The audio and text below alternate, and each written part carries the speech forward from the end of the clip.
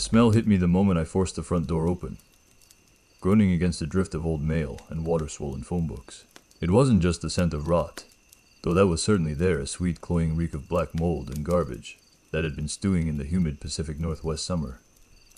It was something deeper, something sharper. It smelled like wet dog, ozone, and old copper pennies. I stood on the porch for a moment, letting the rain drip from the brim of my cap, staring into the gloom of my father's living room. I hadn't stepped foot in this house in 15 years. I hadn't spoken to the man who lived here in 10. And now, standing here with the deed in my back pocket and a crowbar in my hand, I didn't feel grief. I felt a heavy, exhausting annoyance. "All right, old man," I muttered to the empty air. "Let's see what you left me. My name is Caleb, and I fix things for a living. I buy broken down foreclosures, strip them to the studs, and turn them into something a young family from Seattle will overpay for. I'm used to filth. I'm used to animal infestations and structural damage, but nothing could have prepared me for the labyrinth my father had constructed. It wasn't just a mess, it was architecture. Stacks of newspapers from the late 90s formed support columns that reached the ceiling. Broken furniture, CRT televisions with shattered screens, and bags of clothes were packed so tightly they formed literal walls. There were goat paths, narrow, shoulder-width tunnels, carved through the debris that led from the entryway to the kitchen, and presumably to the stairs. I clicked on my heavy-duty flashlight, the beam cutting through the dust motes, dancing in the stagnant air. The silence was oppressive. Usually, in a hoard this bad, you hear the skittering of rats or the buzz of flies. Here, there was nothing, just the damp dripping of a leak somewhere in the roof, and the sound of my own boots crunching on broken glass and decades of debris. I spent the first hour just trying to clear a path to the breaker box. I needed light. I needed to see the extent of the damage so I could call in a dumpster crew. As I shoveled aside a mountain of water-damaged Scientific Americans, I noticed something odd. The windows weren't just dirty, they were painted black. Every single one I passed had been coated in thick, matte paint, sealing the house in a perpetual, artificial night. It took me another 20 minutes to find the basement door. It had been barricaded. Not with trash, but with intent. A heavy oak wardrobe had been dragged in front of it, face down, wedged tight against the doorframe. It took all my weight and the leverage of the crowbar to shift it enough to squeeze through. I expected the basement to be the worst of it. Gravity usually dictates that the worst of a hoard settles at the bottom. I pulled my shirt up over my nose, bracing for the smell of sewage or a flooded sump pump, and stepped onto the landing. But the air that drifted up from the dark wasn't foul. It was cold, bone-chillingly, unnaturally cold, and it was clean. I descended the stairs, the wood groaning in protest under my work boots. When I reached the bottom and swept my light around, I actually laughed out loud. It was a nervous, confused sound that died quickly in the damp air.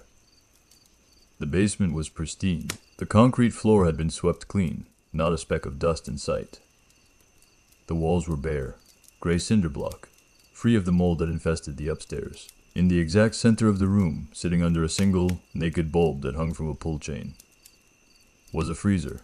It wasn't a standard kitchen appliance. This was an industrial chest freezer, the kind you see in the back of a butcher shop or a morgue. It was massive, easily 7 feet long, with a heavy dented lid and a motor housing that looked like it belonged on a tractor. It was ancient, the white enamel chipped and stained with rust around the bottom edges. But it was running. That was the sound I had missed upstairs. The hum. It was a low, rhythmic thrumming that I felt in my teeth more than I heard with my ears. It vibrated through the soles of my boots. Thrum, thrum. It sounded like a massive mechanical heart beating slowly in the dark. I walked toward it, the flashlight beam playing over the surface. The air down here was easily 20 degrees colder than the rest of the house. I could see my breath misting in the beam of light. As I got closer, I saw the modifications. Thick, galvanized steel chains were wrapped around the body of the freezer. Crisscrossing the lid, they were secured with 4 heavy-duty padlocks, the kind with shanks as thick as my thumb. This wasn't just to keep a kid from falling in. This was to keep something inside. "What were you doing down here, Dad?" I whispered. the sound of my voice seeming too loud in the empty room.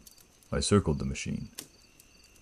The power cord was thick, orange, and industrial, snaking across the floor to a specialized outlet that looked like it had been installed recently. Beside the plug, taped to the metal lid with layers of silver duct tape, was a manila envelope. My name, California Lab, was scrawled across the front in my father's jagged, frantic handwriting. I reached out and touched the envelope. The metal of the freezer beneath it was painfully cold, burning my fingertips like dry ice. I ripped the tape away and opened the flap. Inside was a single heavy iron key, old-fashioned, looking like it belonged to a dungeon door rather than a freezer, and a single sheet of yellow legal pad paper. I unfolded the paper. My father's handwriting was tight, cramped, and pressed so hard into the page that the paper was nearly torn in places. It wasn't a will. It wasn't an apology. It was a list. The header read, "Procedures for containment." I shone my light on the first line, expecting a recipe for venison or instructions on how to defrost the unit. Instead, I read the first words of a legacy I never asked for. 1. Never let the internal temperature rise above 20 degrees Fahrenheit. Check the gauge every hour. I looked down at the digital gauge, retrofitted onto the side of the freezer. The red numbers glowed in the dark, 22 degrees Fahrenheit. I looked back at the note. The hum of the freezer seemed to get louder, filling the empty space, burrowing into my ears. I felt a sudden, inexplicable urge to run, to leave the key, leave the house, and let the bank foreclose on the whole rotted mess. But I was broke, I was tired, and I was holding the only thing my father had left me. I turned the page over to read the rest. The paper felt brittle in my hands, like it had been dried out by the unnatural cold of the room. I moved closer to the hanging bulb and pulled the chain. The light flickered, buzzed like an angry hornet, and then bathed the basement in a sickly yellow glow. It did little to chase away the shadows in the corners, but it was enough to read by. I leaned against the support beam, keeping one eye on the chained freezer as I read. My father had always been eccentric, paranoid, even but this read like the manifesto of a man who had completely lost his grip on reality. 2. Do not speak to the frost. It will mimic voices you know. Ignore them. 3. If you hear scratching from the inside, do not investigate. Knock twice on the lid, firmly. Wait for the scratching to stop. 4. Feed the generator. The power must never fail. If the grid goes down, you have 180 seconds before the seal breaks. 5. Do not look directly at the frost patterns on the exterior for more than 10 seconds. They are not random. 6. Keep the basement door locked from the outside. If the lid opens, you lock the door and you burn the house down. Do not hesitate. 7. No open flames within 10 feet of the unit, unless for emergency purging, see Rule 9.8. Do not touch the metal with bare skin. It burns, but it also marks you. 9. If the internal temperature reaches 0 degrees, use the propane torch stored in the red cabinet. Aim for the hinges, melt it shut. I lowered the paper, a scoff escaping my lips. Jesus, Dad, you really went off the deep end. It was a classic psychotic break. I'd seen it before in clients who hoarded. The need to control one small aspect of their chaotic lives manifests in bizarre rituals.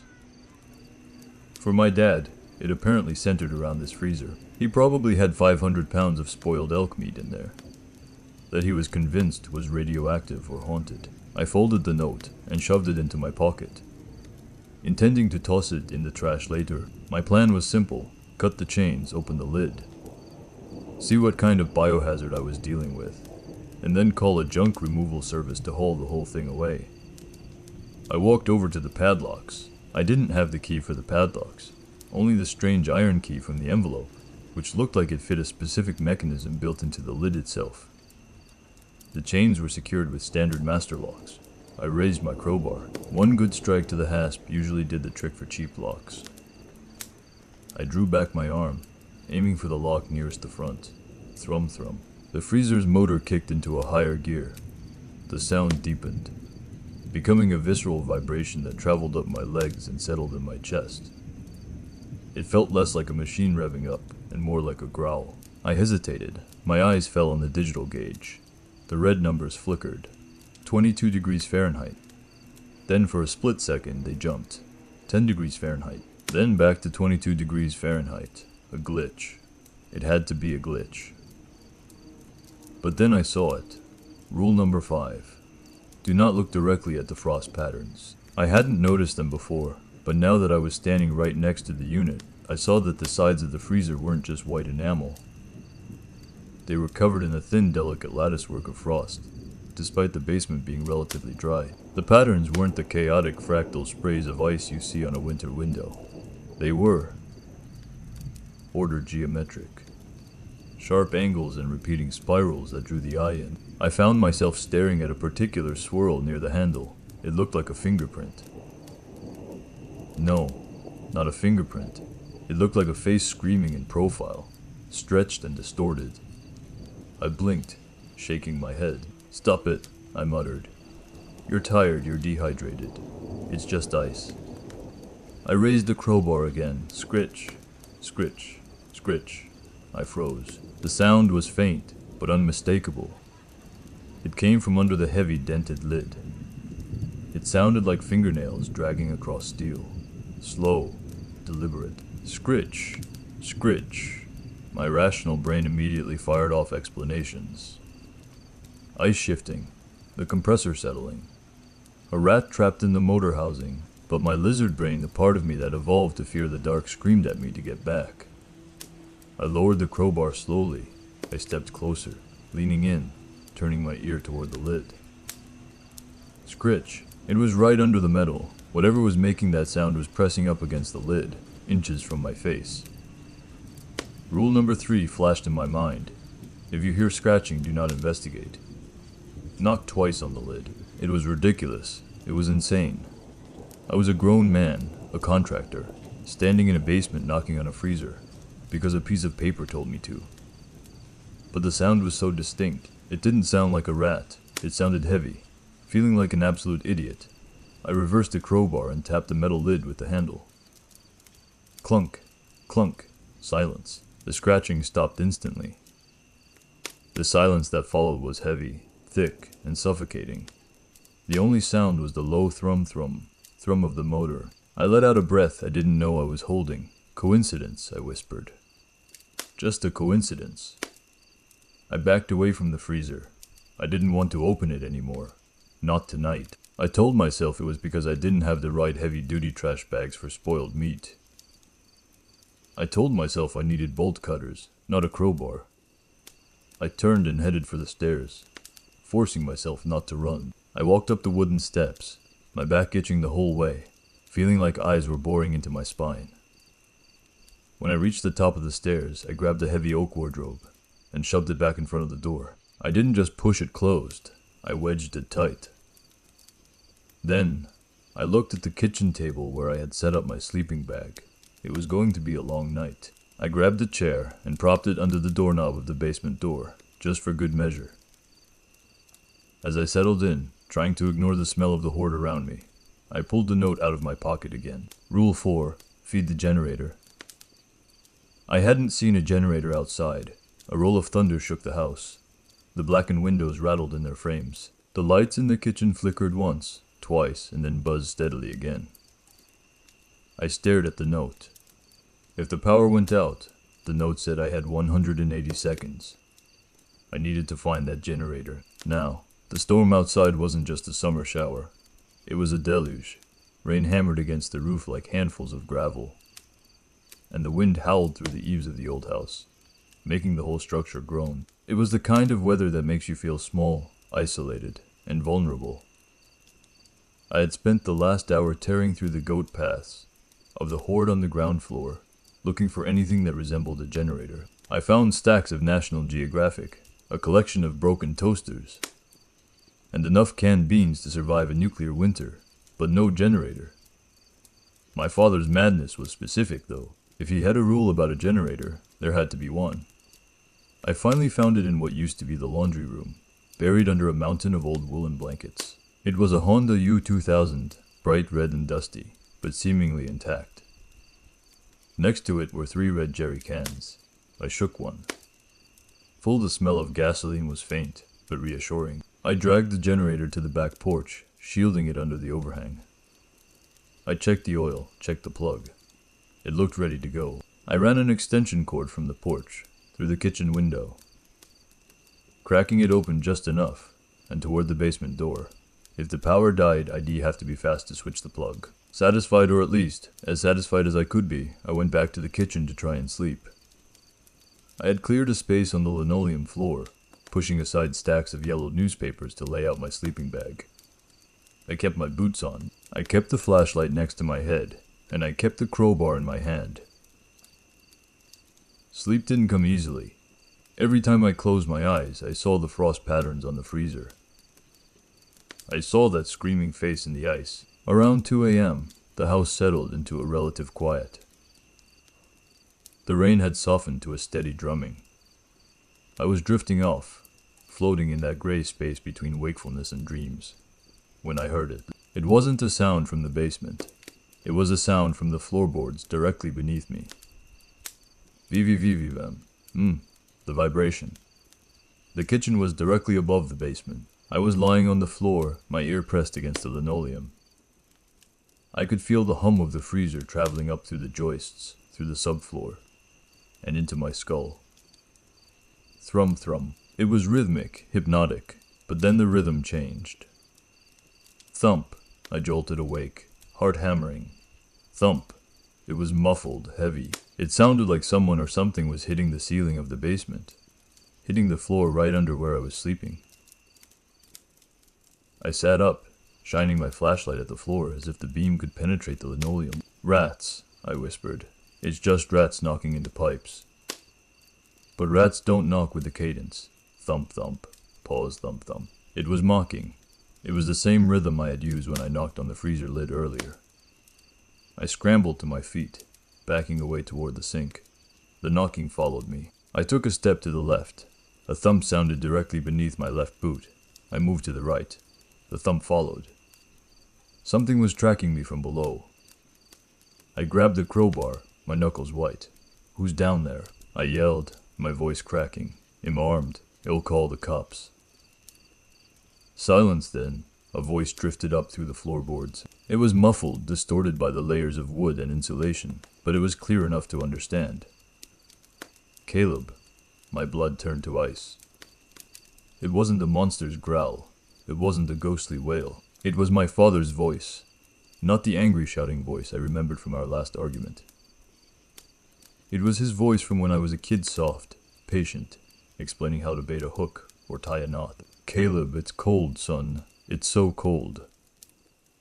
I stumbled back, hitting the counter. Dad. Open the box, Caleb. I lost the key. I'm stuck inside. Please. I stared at the floor, my mind reeling.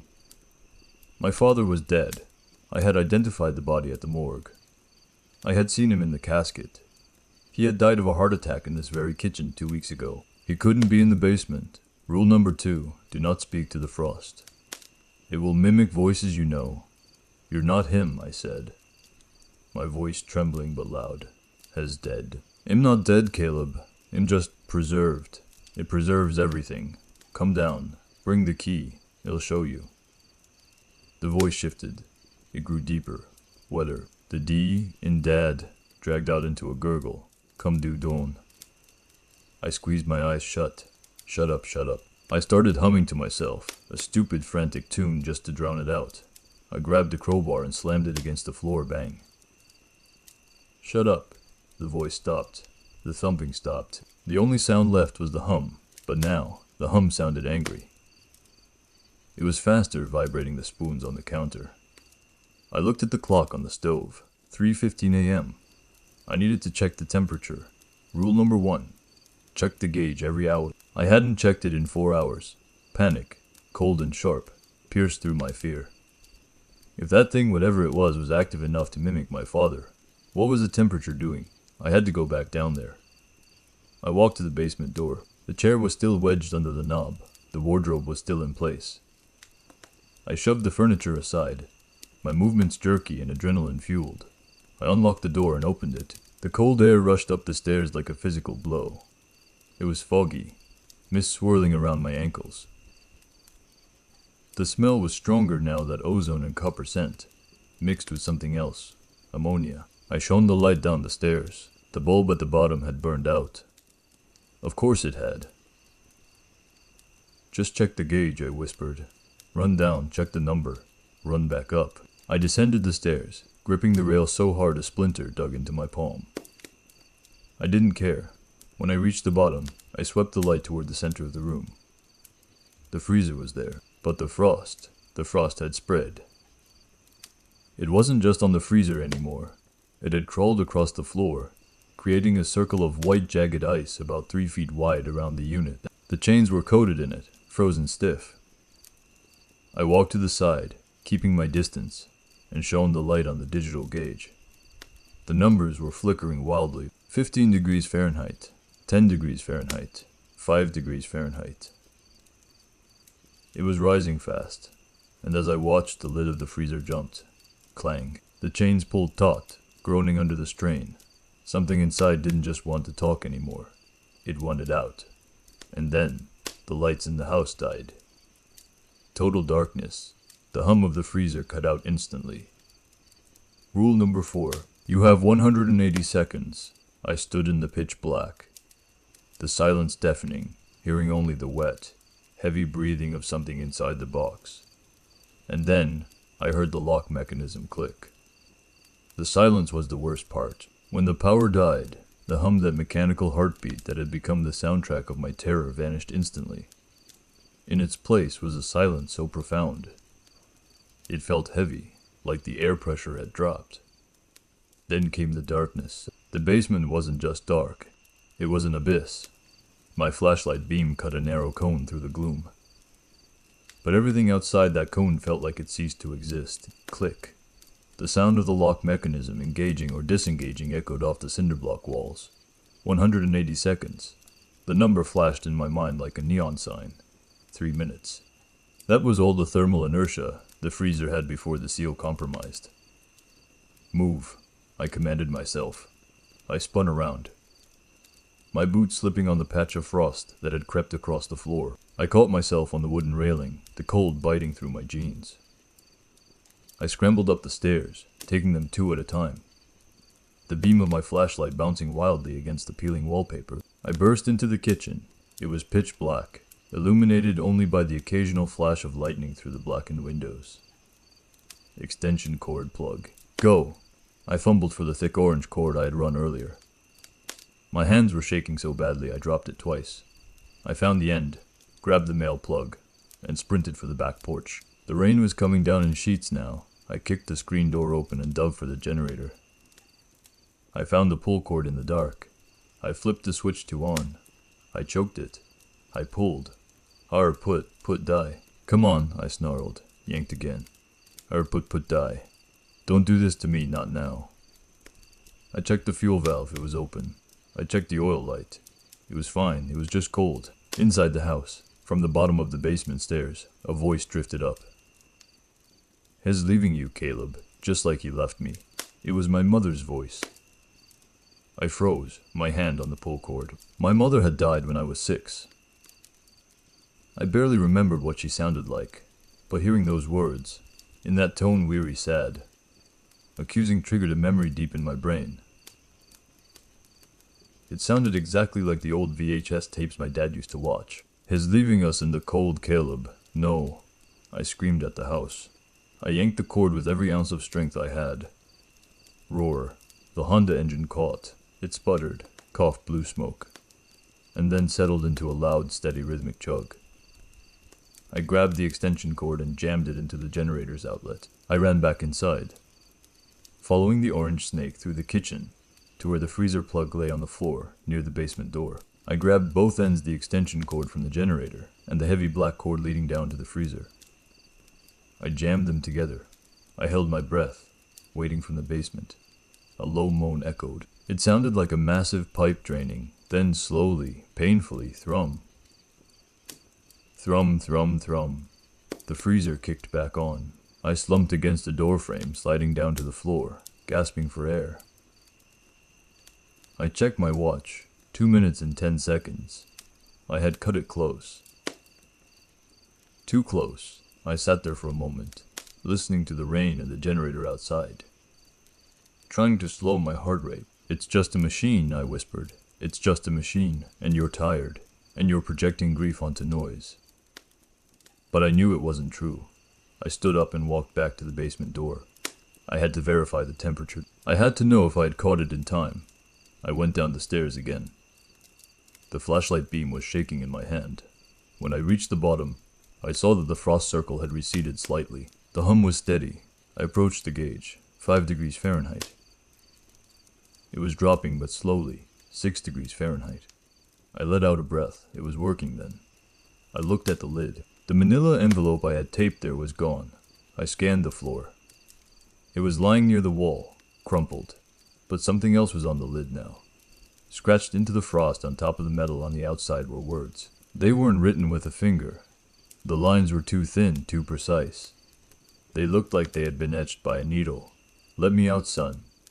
I stared at the words.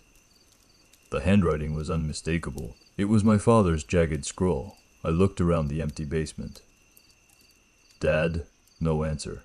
I looked back at the freezer. The words were fading as the fresh layer of frost grew over them, driven by the compressor working overtime. Then the generator outside sputtered. Put. My head snapped up.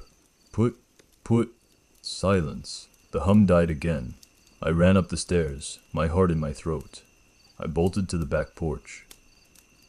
The generator was dead. I checked the gas. It was full. I checked the oil, full. I pulled the cord. Nothing. The resistance was gone. The cord pulled freely, limply. The internal mechanism had snapped. "No," I whispered. No. I dropped the cord and looked back into the dark kitchen. From the basement, a sound echoed up. Clang. Metal on metal. Clang. The chains, clang, snap. One of the chains had broken. I heard the heavy rusted metal slide off the lid and hit the concrete floor with a crash that shook the house. I had 180 seconds, and I had no backup power. I ran to the kitchen drawers, tearing them open, looking for the propane torch mentioned in rule number 9. If the internal temperature reaches 0 degrees, melt it shut. I found it in the junk drawer, a blue Bernzomatic torch with a trigger start. I checked the weight. It felt half full. I grabbed it and the crowbar. I ran back to the basement door. The smell of ammonia was overpowering now. A thick, white fog was rolling up the stairs, spilling into the kitchen like dry ice smoke at a concert. I stepped into the fog. It burned my skin. It wasn't just cold, it was wrong. It felt like the air itself was trying to digest me. I descended into the dark, the torch in one hand, the crowbar in the other. At the bottom of the stairs, I shone my light on the freezer. 1 chain was on the floor. 3 remained, but the lid. The lid was bent upward at the corner, just an inch, and from that inch-wide gap a pale, blue light was leaking out. Not electrical light. It was a bioluminescence. And fingers long, gray, frostbitten fingers were hooking over the edge, pulling. "Let me out." The voice didn't come from the freezer. It came from everywhere. It came from the walls. It came from the inside of my own ears. I clicked the trigger on the torch. Whoosh. A blue flame roared to life. I stepped toward the freezer. "Get back," I yelled. "Get back in the box." The fingers twitched. I lunged, aiming the flame at the fingers. The thing didn't scream. It hissed, like steam escaping a vent. The fingers snatched back inside. Slam. The lid crashed down. I didn't wait. I jammed the torch nozzle against the hinges, against the seam where the lid met the body. "Melt," I screamed. "Melt, damn you." I heated the metal until it glowed cherry red. I moved to the padlock hasp. I heated it until the metal began to warp and fuse. But as I worked, I felt a hand on my shoulder. A cold, heavy hand. I spun around, swinging the torch. There was no one there. But on the wall behind me, in the frost that now covered the cinder blocks from floor to ceiling, a face had formed. A giant, 3-foot-tall relief sculpture of my father's face, screaming in agony, and its eyes opened. The eyes in the frost wall were not human. They were voids perfectly round, pitch black holes in the ice that seemed to pull the dim light of my flashlight into them.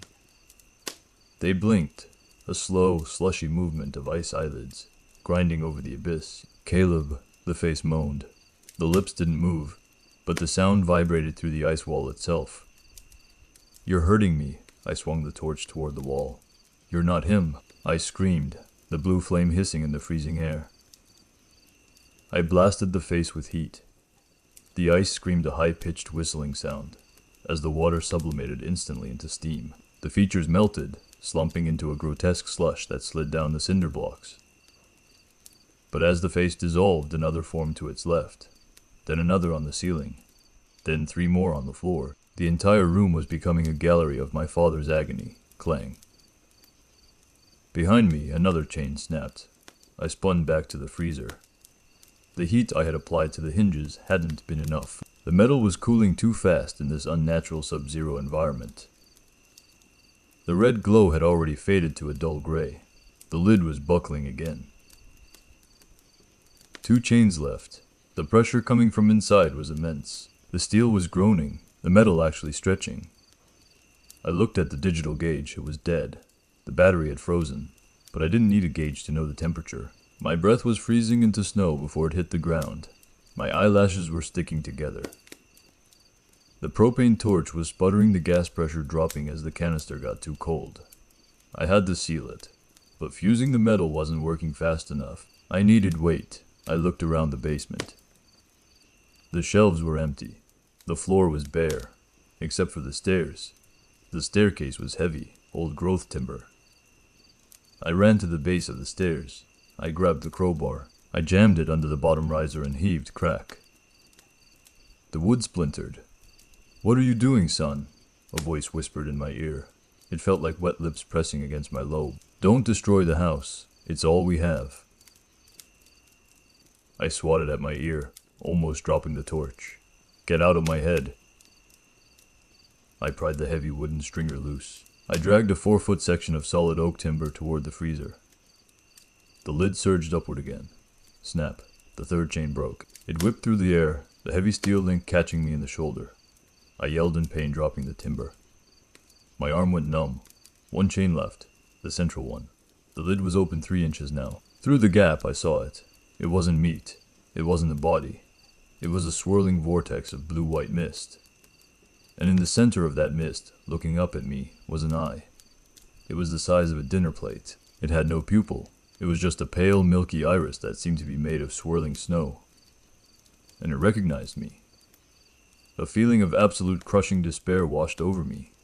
It wasn't fear anymore. It was a sudden, overwhelming desire to just lie down, to sleep, to let the cold take me. It felt peaceful. It felt like forgiveness. "Come in, Caleb. It's warm in here. No more debt. No more loneliness, just quiet." My knees buckled. The torch dipped. The flame flickered out. The darkness rushed in. The lid opened further.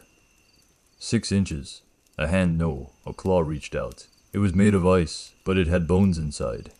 Human bones suspended in the frozen structure. It reached for my ankle. I stared at it, mesmerizing. "Just let go," the voice said. Then, a spark. My hand, numb and clumsy, had tightened on the torch trigger mechanism. The striker clicked. Spark.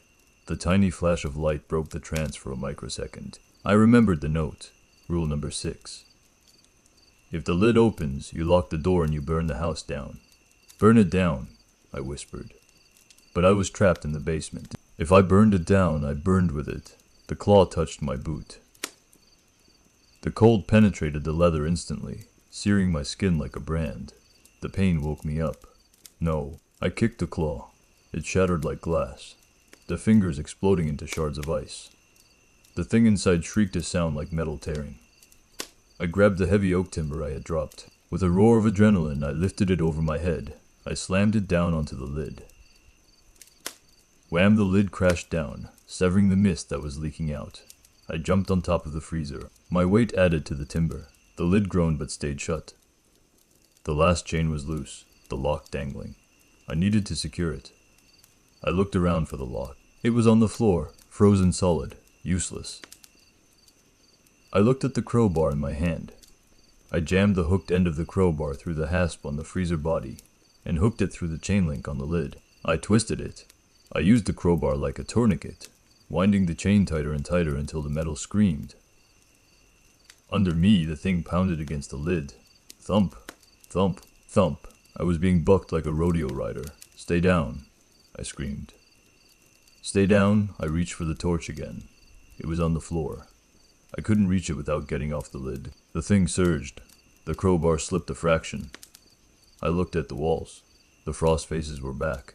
Hundreds of them. And they were all laughing. "You can't hold it, Caleb. You're weak. Just like your father. My father held you for 20 years. I spat back. I realized then what I had to do. I didn't need to seal the lock. I needed to seal the lid. I reached into my pocket. My lighter. I still had my Zippo. I flipped it open. I grabbed the manila envelope from the floor, my containment procedures. I lit the paper. It flared up, a bright yellow flame in the blue dark. I jammed the burning paper into the gap between the motor housing and the wall, right where the insulation foam was exposed. The foam caught instantly. Toxic black smoke billowed up. The fire spread to the old wooden shelving unit next to the freezer. The heat rose. The frost on the wall began to melt. Running down in rivulets of gray sludge, the thing inside the freezer screamed again, but this time it was a scream of fear. The fire alarm upstairs started blaring. I jumped off the freezer. I grabbed the propane torch. I threw it into the growing fire. Then I ran for the stairs. The bottom 3 steps were missing. I had ripped them out. I leaped. My hands caught the edge of the landing. I hauled myself up, kicking my legs as the frost mist tried to grab my ankles. I scrambled to the door. I slammed it shut. I shoved the wardrobe back in front of it. I ran to the kitchen. I grabbed the gas can from the porch. The one for the generator. I poured it all over the kitchen floor. I poured it under the basement door. "Rule number 6, I gasped, striking my Zippo again. I dropped the lighter. The kitchen erupted in a wall of flame. I turned and ran out the front door, diving off the porch into the muddy. Rain-soaked yard just as the kitchen windows blew out. I rolled onto my back in the mud, gasping, watching the house my inheritance. My burden turned into a towering inferno against the night sky. From inside the roaring fire I heard one last sound. Not a scream, a heavy metallic thrum, thrum, thrum, and then silence. The fire department arrived 20 minutes later, but by then there was nothing to save. The old house went up like a stack of kindling soaked in kerosene. I sat on the hood of my truck, wrapped in a foil blanket a paramedic had given me. Watching the embers swirl up into the rainy night sky, the sheriff asked me what happened. I told him it was the old wiring, a spark in the basement. I told him I barely got out. He believed me. Why wouldn't he? Old hoarding houses burn down all the time. But as I watched the firefighters spraying water onto the smoldering foundation, I noticed something. The water from their hoses wasn't steaming when it hit the basement pit. It was freezing. Massive icicles were forming on the blackened beams of the floor joists, hanging down into the dark hole where the basement used to be. The fire had burned everything else. But down there, in the center of the ruin, something was still fighting the heat. I walked closer, ignoring the shouts of the fire chief to stay back. I stood at the edge of the foundation, looking down. The freezer was gone, or at least the metal shell was. It had melted into a slag heap of steel and copper, but in the center of that molten pile, there was a patch of black earth. And growing out of that earth was a single perfect flower made of ice. It was blue-white, crystalline, and beautiful. It pulsed with a faint inner light. I stared at it, mesmerizing, and then I saw the steam rising from my own boots. The heat from the fire was intense, but I was shivering. My breath was coming in white puffs. I reached into my pocket, looking for my keys, and my hand brushed against something cold. It was the iron key. I had dropped a note in the fire. I had lost the crowbar, but somehow, impossibly, the heavy iron key I had used to unlock the panel was back in my pocket. I pulled it out.